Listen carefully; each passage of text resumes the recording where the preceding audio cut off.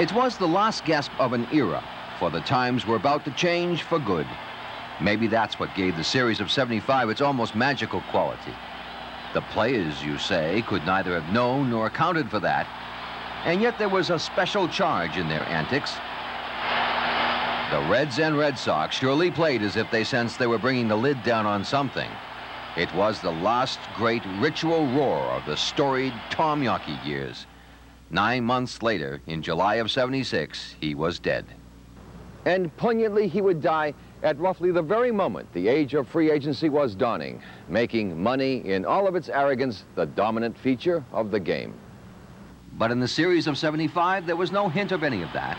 There was only the relentless drama, peaking, it seemed, with every pitch Louis Tiant threw. He was the soul of the spectacle, likened by writer Lee Montville to Hemingway's old man, dauntlessly indifferent to the perils of a cruel sea. As any school kid knows, Boston might have won had it not been for this. It would become known forever as the Armbruster affair, although its perpetrator would never be heard from again. He was interfering, and you went to call it. No, sir. You tell me what you were calling, man, when he did it. On a play like that, I'm telling you, the man interfered with that man on a play. The bunt that confounded Carlton Fisk cost Boston the game they should have won, and that would be the razor-thin difference. But in romantic hearts, it will always be the series that had no loser. Game 6 made that so. Where have you gone, Bernie Carbo? Off to oblivion, that's where, and not exactly with honors. Dwight Evans still endures, of course, but he was never again quite the reckless fellow who saved that game with this astonishing flight of fancy.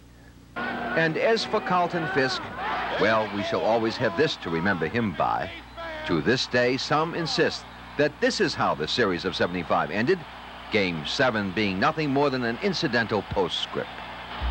Still, it should be said one last time of manager Darrell Johnson, wherever he may be, he never should have taken out Jim Willoughby. This is Clark Booth reporting.